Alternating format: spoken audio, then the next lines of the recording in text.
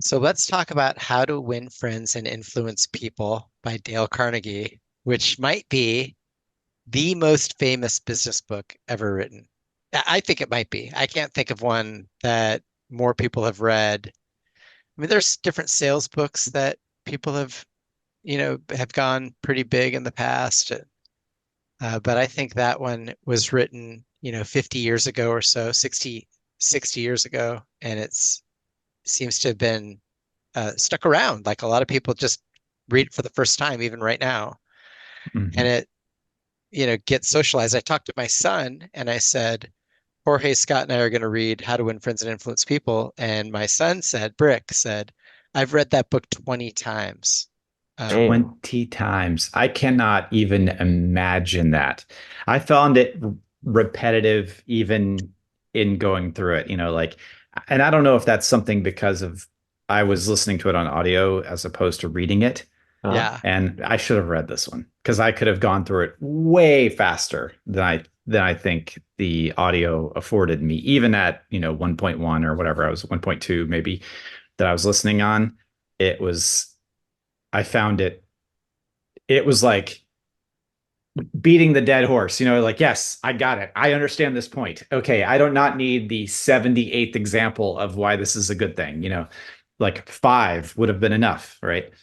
Um, Yeah, I think a lot of that is the time he yeah. wrote this in. So he, I mean, just to give a quick summary, the basic theme of this book is you should genuinely care about people and you should listen to them and you should speak to them without an ulterior motive, but instead find ways to agree with them and Mhm. to pay attention to them and to um, just be a decent human being.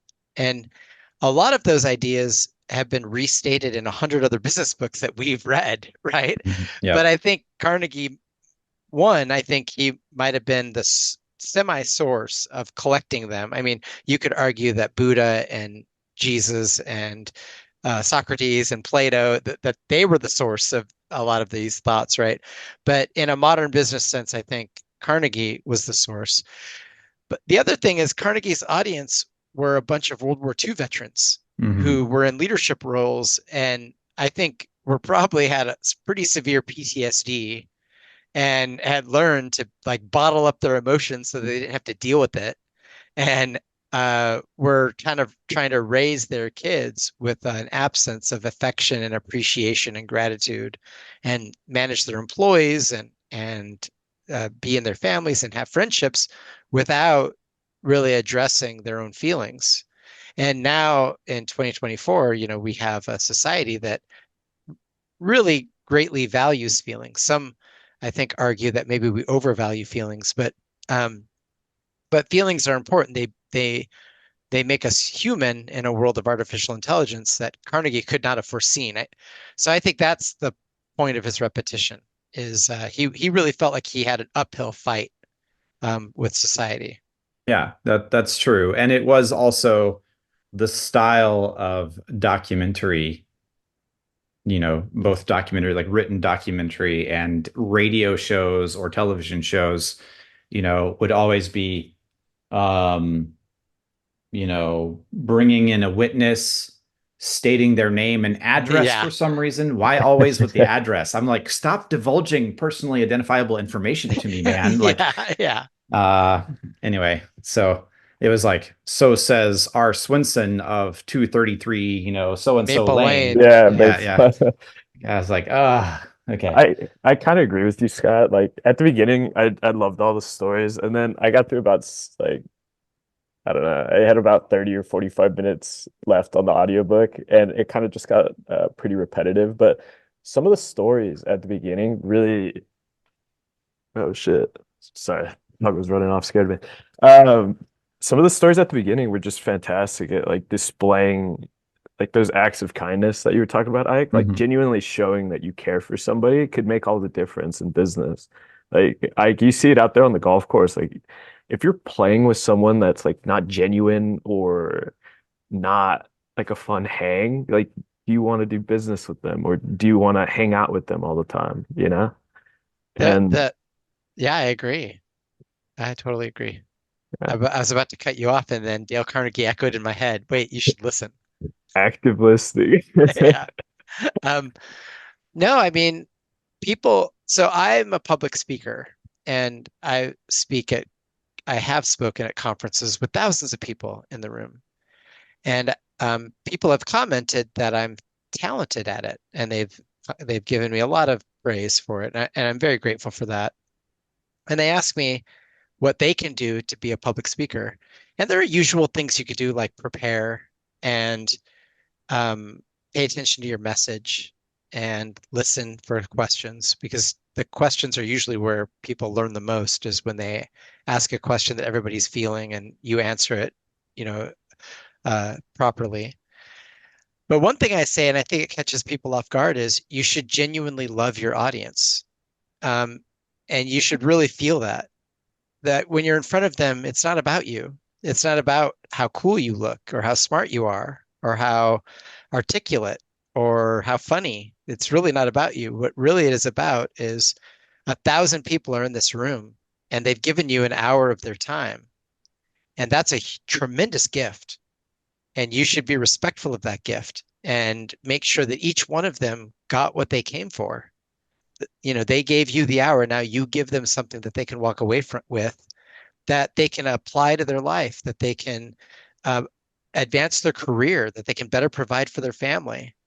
And you should that should come from a place of love and affection. And I really felt that Dale Carnegie, his words were echoing that that he really likes people, and he Yeah, thinks people are valuable, and he thinks they should be treated like they're valuable. Yep. I love this section where he talks about Theodore Roosevelt and the importance of like remembering names. I have Yeah. a big issue when I'm like introducing myself to people. Sometimes I could be a little awkward where I'll like, do I introduce myself as Jorge, George, or like Petra? And I so focused on like saying my own name right that I forget people's names all the time. And it really just hammered the idea that I think it was one of the principles that he talks about is remembering somebody's name could just have this emotional attachment to somebody. It's like, I can't believe you remembered this about me. I can't believe you remembered this. This guy's so busy and important, yet he took the time to remember my name and took time to speak to me. And when you develop like those type of relationships, I think it's really important in business, like, and just important just in people interactions. It could help a lot. So outside of Scott's criticism about the book being repetitive, which I see is, by the way, I see I what you mean agree. there. Yeah. Yeah. What, how did you feel about the book? I mean, I Like, loved it in the beginning. Like before it got to the point, I was like, okay, yes, yes. In the beginning, I loved even the style. I thought it was very novel, because we don't read documentaries from that long ago, nonfiction, I should say, from that long ago very often. And I love that he was, introducing us to Teddy Roosevelt and FDR and all John D. these other Rockefeller John D. and Rockefeller Yeah. and yeah, Andrew Carnegie, not Dale Carnegie, and all yeah. these people, and he Charles was Schwab. relating personal stories He's a exactly. big fan of Charles Schwab, Yeah. Yeah, yeah, which not very yeah. many people in 2024 are big fans of Charles Schwab because they only know the company. But Yeah, anyway, I loved that. I mean, that I really liked, that we were getting to know all these historic figures by intimate stories, of those closest to them. So, yeah, and and obviously the lessons are super valuable. The only criticism I had is just that the format never varied throughout the book. no. And in the first, and a lot of them overlap. Like a lot of the principles that you have overlap with one another, where it's hard to see, was that a story about remembering the person's name, or is that a story about remembering something that, is unique to them, or is that a story about, there was overlap between the various stories, coupled with the fact that he's hitting each point with like 7 or 8 examples that started to make it feel repetitive toward the end of the book. But So what about Um, you, Jorge? How'd you feel about it? No, I agree with Scott. But at the beginning, like the stories, I love the story about Ray Charles, hmm. that he Oh brought up. yeah. Yeah, I had no idea. So it talks about a teacher, and Ray Charles, or Ray Charles's teacher when he was a kid, and the teacher lost a mouse or something in the class, and nobody could find the mouse, and she went to Ray Charles and she was like, I know you have a fantastic ear. Do you think you could help us like find this mouse? And Ray Charles is obviously blind. So everybody was kind of giving the teacher shit. Like Ray Charles is blind. Like, why are you gonna ask him to help find like this tiny creature? And sure enough, when he's lacking in something, a lot of times you just focus on what people lack and you don't even realize what they excel in. And I thought that was a really nice story and it brought a good point across. But like Scott was saying, like towards the end, it started like hammering at the same stuff. And I think for some people that can't necessarily see or get the lesson right away, it's beneficial. But after a while, like for me personally, I was like, okay, I get this. And I know the other book that we read, like I couldn't even finish that one. It was pretty much the same thing, like over and over and Yeah, over. yeah, yeah. But Okay, so I'm going to give you the things that his his chapter headings real quick. I'm going to read it, and when I read it, I want you to tell me the one or two things that you think are hard for you to do, that you need practice at, or that you've resolved to be better at, that you're going to do your best to be better at. And because I know what mine are, so I'll give mine last. So here I'm going to read it. All right. Be yeah. genuinely interested in other people, smile, remember people's names, be a good listener, avoid arguments, praise people sincerely, allow people to save face, and be a leader. So, Jorge, why don't you go first this time? Which of those things do you think you enjoyed reading because it kind of hit home? You're like, I need to do better at this. Um, I knew it as soon as you said it. Allow people to stay faced, if that's how it is word for word.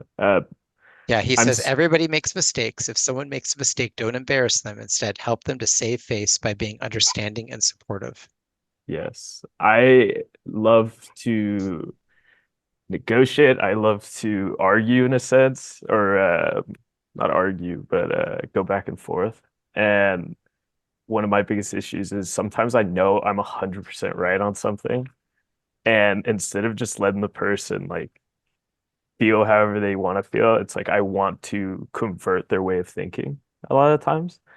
And at the end of it, I end up either ruining a friendship or just making the person just feel embarrassed in front of other people. So I thought that was something I definitely need to work on. And yeah, I like the story that it had. I think he was talking about going to a dinner and they brought up a quote that they thought was from was it the Bible or something like that? Yeah, and Carnegie said, "No, no, I know that's Shakespeare. Yeah, that's Hmm. Like that's Shakespeare. not the Bible." Yeah. And then he Yeah. asked his friend, who was a Who- Shakespeare expert, and the Yeah, guy was like, "Nope, I'm sorry, Carnegie, you're wrong." That's from the that's And from the he's like, Bible. Bible. "What the hell?" Yeah. And then And then afterwards, he was like, "Oh, you were totally right, but I'm not going to tell him he's that." like Hamlet, Act Two, Scene Four. Like, Yeah, yeah, yeah, I know where it's from, but he's your host. He's yeah, hosting the dinner party, and he's talking to the table. That's the time to embarrass him. yeah, Like, um, and what does it matter? Nobody yeah, cares. Yeah, who yeah, cares? Everybody's Yeah, gonna who forget about cares? it Yeah, anyways. yeah. yeah. Yeah. Yeah, I also, I was on debate team. My dad says you would argue with a signpost, right? Me Like, too. I was on Model United Nations. I mean, you're trained to argue. yeah, yeah, exactly. So, trying to get someone to convert them to your way of thinking. I mean, probably as a Mormon missionary, right? That would also be trying to convert someone to your way Oh of no, thinking. no, no. Actually, that's not true. Okay. The opposite is true. Like you're trained to find common ground and to get them Okay. saying yes repeatedly. You're Yeah. trained to be a salesperson, not a debater. Okay. Well, that's good. I mean, for Anyway, better or yeah. worse, it's religion. Sales, So baby. yeah, Hmm. yeah. I'm Um, Catholic, and even they supposed to selling gold. They're like, "Yeah, you want to come to heaven? You better give us some gold." Yeah. Sales, baby. so what was your thing, uh, Scott? What Well, I mean, definitely the arguing is avoid something that I, arguments? yeah, that I definitely do. I mean, just I would like I say it's don't do it out something of you a do with people that sense. you're comfortable with. Yeah, I mean, With people you're not comfortable with, you don't even that I'm say, not, I would say, and I'm doing it out of a genuine, like I like to know when I'm wrong.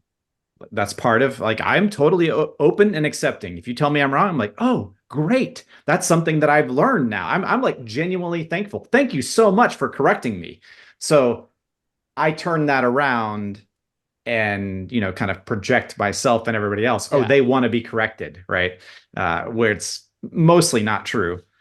right. Um, anyway, so that, and also I do suck at remembering people's names. Just suck at it. I can remember decimal digits, like you can tell me like a 13-digit number and I can recite it back to you even 10 minutes later. But like names, unless it's like sticky, like with Success or whatever, the Made to Stick by the Heath brothers, unless it's sticky, words just they just leave me. I have no interest in my brain has no interest in words. Sure, numbers. Oh yeah, those are fascinating. But like words, who cares? So Yeah. I do really, and I've tried multiple I times, traditionally like, have been pretty yeah, good at people's names, but I have to, as I've gotten older, it's gotten harder. yeah, And I need to, and part of it is I know a lot more people. So, yeah, you learn 150 names, but you know 1,000 people, you feel like you're pretty bad at it. yeah, Um, so for me, it's be a good listener. I think part of me being an educator and a teacher is I'm I consider speaking a craft, and I like to show off, like look how good I am at speaking. And it comes at the cost of being a good listener. But listening really is a valuable thing. It's how you learn. It's how you show people that you appreciate them and you value them. And it's something I need to be reminded to, let people finish and let people say what's on their mind. Last night I was at dinner with my dad. My dad is about to turn 81, and he's older and he repeats himself a lot. And he'll go to the DMV for 20 minutes, but he'll take 45 minutes to tell me the story of of it. And something when Carnegie said, most people just want validation. They want to know that they're important, that what they've done is being recognized. They want recognition. And if you give them that through a lot of these techniques, that's where Scott, you felt like it was repetitive. But a lot of these techniques are just there to say, I I consider you, Dad, valuable, and I'm here to listen to whatever you have to say. And so I'm at dinner, and my dad, he eats so slow. He tells these stories for so long that we'll be at the table for like an hour and a half, and he'll barely have touched his food because he'll just talk the whole time, which is pretty weird because my dad's a big introvert. He just talks to me. Um, and usually I would lose patience and I would say, Dad, I've heard the story, or come on, Dad, wrap it up, or move on. But I had Carnegie just ringing in my ears, and I just sat there and I listened. Sometimes I'd comment, "Oh yeah, then what did you do?" And at the end of it, he was like gliding off the floor. He was so happy. And sometimes another thing about my dad, I don't mean to, he doesn't watch me. He doesn't care about YouTube. But another thing about my dad is a lot of what he learned in the 60s and 70s, which we have progressed past.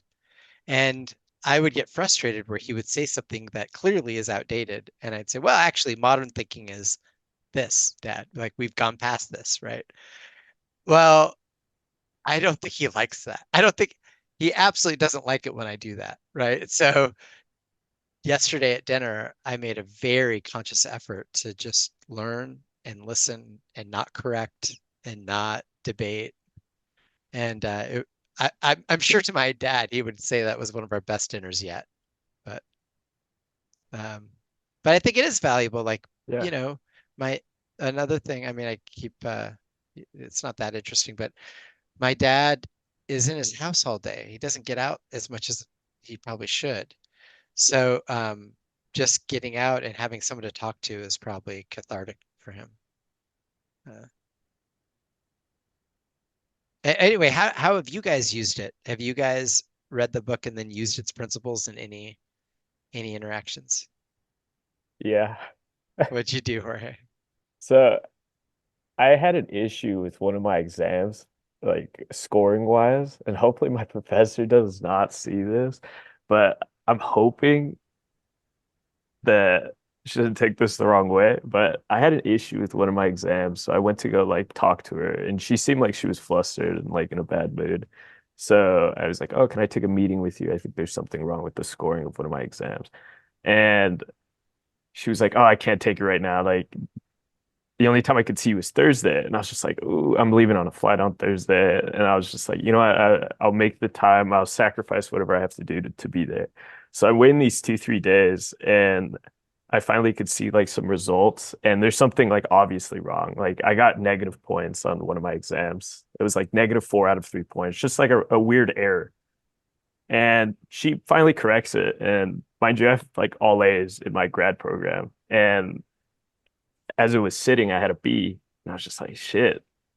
I was like, there's something obviously wrong here. I hope she fixes it, and it's whatever. So she fixes it, and I thought I got 100% on that one question, which would have just shot me to an A. It would have been like the end of the story. She corrects it, but she only gives me like half a point out of 3. So I'm waiting 2, 3 days just to go talk with her, and finally on Thursday she goes and I meet with her, and I'm waiting there from like 10 in the morning. I'm already there for like 4.5 hours. And I'm like showing all the people. I was like, yeah, I'm pretty sure I got this right. So like, oh yeah, you should get full credit for that. Sure enough, she comes in 2 minutes, destroys my dream. She goes, nah, whatever score you have, you have. And I was just like super frustrated, like very angry. I was like, all right, like that doesn't seem very fair, but it's whatever. I'll just finish with the B. Like it's not even worth me like going and pursuing it. It's whatever. If this is what dictates my success, a B in an econ class and whatever. So I just walked away. I was just very respectful and just she wanted to like small talk, and I was just like, I'm not really interested in it. But I like did a little bit of small talking. I was still very respectful. I tried being respectful, and I thought I was gonna finish with a B, and she kind of just saw that I was upset, but I stayed like kept my face, and I get home and I'm like talking to my mom about it because it's my first B in like 2 or 3 years, and I get home, I go check my grades, and she rounded me up to an A, and I was Hey, like that. I was like that was pretty cool. I thanks, was like, Dale. yeah, I was like I could have definitely sat there and like argued and be like, no, like that's so unfair and life is You would unfair. probably, if Dale knew this, you'd probably make it to the book. Hmm. You'd probably be one of his stories. Like, Yep. so So that, says Jorge, the graduate student at. yeah, yeah, from yeah, from San Diego. Here's his social security. Yeah. yeah. Well, the thing about Dale that I like, as opposed to some other, is they have survivorship bias in the nth degree. So in a lot of other books, they're like, well, Steve Jobs did this, and Steve Jobs is a billionaire, so obviously this works, right? But what Dale did is not only did he show, William McKinley stories or Woodrow Wilson stories, but he talked about the people who were influencing them, like just regular guys that were like, well, we really need to get this guy moved, and people you'd never heard of before. And or just like this guy had a problem with this 5-year-old going to kindergarten.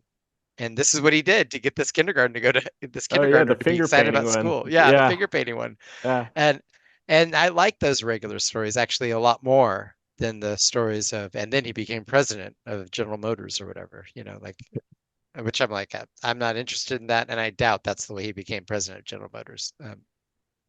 Do you have any True. stories, Scott? Nope. That was it. Did you haven't used it lately? Um, I don't think so. Like I mean, definitely after I heard the name thing for the next like 6 or 7 people I met, I like, okay, this person is named, where Marcus. This is Marcus. I'm Marcus, like Marcus Yeah. Agrippa. Okay, I've got Marcus. Now the next person, and I focused on it a little bit and I could, repeat their name. And I did repeat their name, but I don't know that it helped me all that much, so nothing really to relate, right?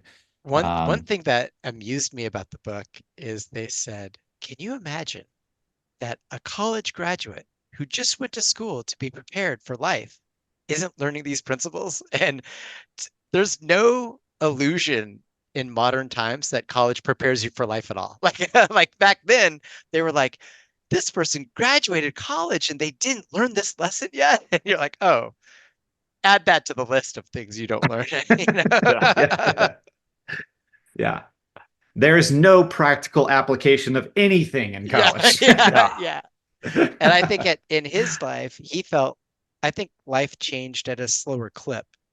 And so there was a reasonable belief that college could encapsulate what professional life would be like. But today, I mean, Google released 5 tools this week that's going to change the world. That will, like their their releases this week are astronomically amazing, and there's no way colleges can keep up with what Yeah. technology and what science and what even regular science, like college can't keep up with evolution, meaning that the people that focus on studying evolution are making such breakthroughs on a regular basis that they can't even keep up teaching that to the most recent degree, right?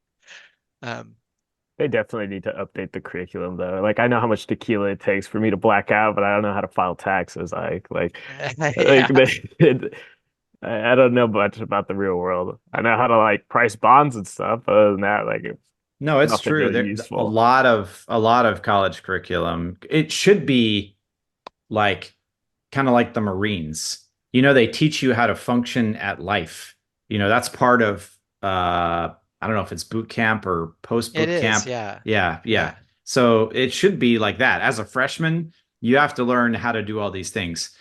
My daughter actually went to a private school, and one of the things I was happiest about from that school was all through middle school, like every year of middle school, they did This American Life. And they would have a project, and one of them was absolutely filing taxes. So you got um, randomly selected a person, randomly selected an age, randomly selected a gender, randomly selected a job, randomly selected a place to live or whatever. And so she was this like, I don't know, 60-year-old woman from Vermont that was like into entomology at a college near there. And she was making very little income from her college degree, and she had to support a husband and a kid, and had to figure out how to balance the budget with just the little income that she was getting. So she started subleasing her house, and she had to file taxes and all of that. And it was like super difficult project, right? Just because of the random luck of the draw that she got, which was it was a bad draw. Like she got dealt a crappy hand, but she managed to make it work by all these creative ways. She was ride sharing at night. She was renting out her house, ride sharing at night, and everything so that she could balance the budget and pay for her house and spouse and kids, you know, as an So What entomologist. age was this at? This was seventh grade. seventh grade. Yeah. Oh, So that's impressive. I the don't even my know where final Vermont thought, is. my final thought on the book is today being online and communicating digitally primarily, even people don't really use the phone that much anymore. They text or we talk to each other through a barrier, and that barrier hides the humanity, the human on the other side. And so I think this book is actually more valuable today than it was when it was written. He wrote it for an audience that had PTSD and that was shell shocked and that was stoic and that had trouble with emotion. But today, online, we're very cruel to each other and we're terse and we often skim what people are saying and we don't read what they're saying. And Yeah. so I actually think that the book might be more valuable today than it was when it was written, even though it's the best-selling book of all time in the business section and it's hugely popular and he did all these classes and seminars and everything. But I see a deep need when I engage with other people for them to respect the human on the other side and be gracious and kind and remember to be generous in their time. One of the things that you reminded me of that I was like shocked and I was like, oh yeah, that was like that back then. All the letter writing, everybody was writing letters back and forth. I mean, like in all those stories, like, oh, Yeah, okay. And then I sat down and I wrote him a letter. I'm like, oh my God, he wrote him a letter. I was like, oh yeah, that's really the only way you can communicate across the country, right? Like, cheaply some of because those, phones were yeah, expensive. Like everything. exactly. Yeah, Yeah, exactly. So I was like, oh yeah, yeah, that's right. Letters, and there was a ton of letter writing going back and forth, like in some of those stories. And it reminded me of that. And imagine if all of the communication we had with each other today was as thought about as writing someone a letter by hand, right? Yeah. Like right. you really have to think, like I can't just scribble it out and like, even back then pencils weren't all that, common, right? Like, Even they said, and he didn't think that the buffer was large enough. So yeah, for us, you write the letter, you read it, you have to get postage and think about it. He said, no, no, no, put it in a drawer for a couple days yeah, and bring it yeah, back out and say, is this really how you want to treat this person, right, right? right, right, yeah, So you can yeah, imagine when it's instant, we're shooting off our emotions, yeah, in the heat of the moment, that taking a pause for a second, calming down and rethinking, is this really how we want to convey ourselves and how we want to treat the other person? It's really valuable to yeah, give yourself a pause. yeah. I love the story with Abraham Lincoln where one of his generals lost a battle that was supposed to be won against Robert E. Lee, Mhm. and he Yeah. writes up this letter, and he's pretty much like condemning like how bad of a job he did, and And and he didn't condemn anyone. He was yeah, super polite, right? But I think And he he was, super was, by the polite. way, and he was right. yeah, Like Yeah, he yes, was that oh, right. guy did do a absolutely. bad job. Like He it was Yeah, fucked George up. Meade. Yeah, yeah, George Meade did really screw up. Yeah. Yeah. yeah, And then he just looked at it and was like, you know what? This is gonna bring nothing of value. Just attacking this person. Like he knows he messed up. And again, putting yourself in somebody's position, like he talks about it, saying Meade was surrounded by people that were dying, had been at battle for what several days at that point. Like to say why didn't he or why wasn't he as aggressive as he should have been? Um, from his position was obviously very easy when you're in the White House or you're just at a point of comfort. It's really easy just to condemn somebody, but once you put yourself in their shoes, it's very difficult possibly to make a decision like that. On the Uh, other side of the Civil War, I really like when uh, Robert E. Lee was being generous in his praise of another officer, and somebody overheard this and said, um, that's your fiercest critic. Like he's your enemy. He trashes you every chance he gets. He's like, I know that. Robert E. Lee says, I know that. I know he does that. But I was asked what my opinion of him. I was asked about my opinion of him, not his opinion of me. My opinion of him is that he's an effective officer and should be trusted. And I thought, I've actually done that, by the way. Like, I've been, married in the past, and their new, the my ex-wife's new man was mad at me and kind of yelled at me. And I told him, I said, look, I know you've got harsh feelings for me, and I can understand why you do. I know you're frustrated with me, but I want you to know I do not feel that way about you. I actually think you're a pretty good guy, and I'm grateful, that you're around my kids. I think that's a great thing that you're around my kids. And I'm grateful that I trust you, which I didn't do it to be manipulative. I did it because I was sincere. Like, you can be mad at me, but I want you to know it's not returned. Like, I think you're great. Um, that's a nice story. It's very easy to be like when somebody is emotionally like I don't know angry at you or something. It's very easy to return it, especially in today's day and age. Like It's like fuck you, and then you go back on the text or on the phone call. I was like, no, I was like, I hate you, and it's so easy just to be combative, but that is nice. Just being like, it's okay that you feel that way, but this is how I feel. Well, any final thoughts before we close? Chilling. All right. All right. So let's talk about the next book. So we had a couple of options. There was a sales book that I wanted to do called The Snowball Effect, I think it was called. That was, Mhm. is that the one that you wanted me to do? I That was of the ones you had said, what is your opinion of these? And that was the one that I had said I could get behind that one, right? Like, but obviously the choice is yours, so I'm not trying to right. influence you. So I listed a couple of books just to give you the choice, Jorge.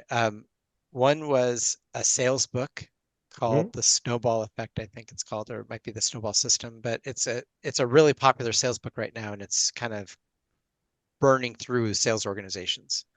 So I thought that would be a good one. Another one is called The 5 a.m. Club, and it's another thing that's happening even in the younger generation. People are they understand that by the time they get to their workday, they just get distracted constantly. So if they really want to get productive things done, they got to wake up at 5 a.m.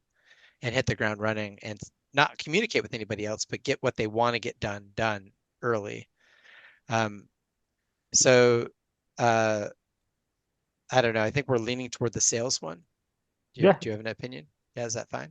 yeah, that's fine. We could always do the 5 a.m. one next or later.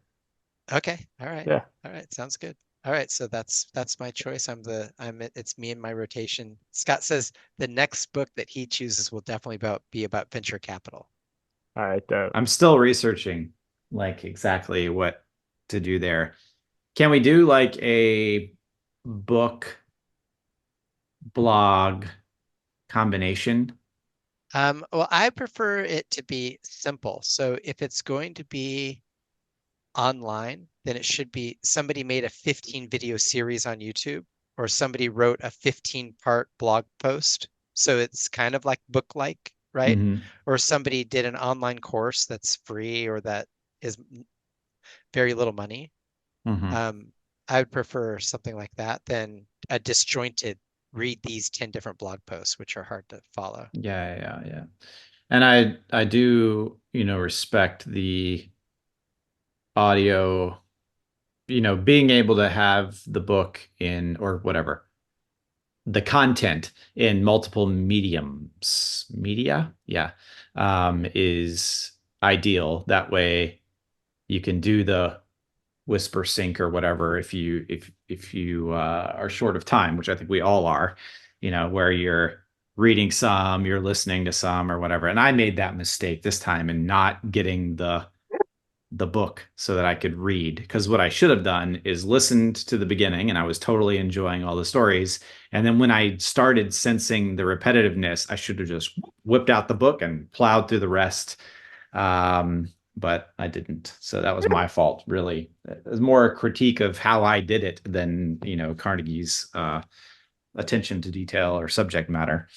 But So, I'll so see what I can do.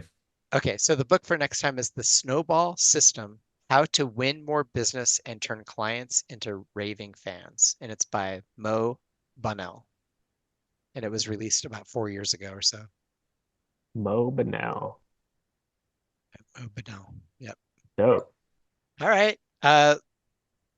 I'll send an email thread about you know, good dates to do it, but we'll pick 3 weeks from now or so, and I'll give you guys some options. Perfect. Has Sounds that good. dog been in that fucking Yeah, jump it's been trampoline this whole awesome time? actually. Yeah, it's been pretty good. Yeah. They're cool looking dogs. The other one's right by me. They've been jumping up and down and chasing each other, and it's Uh, it's been funny. Yeah.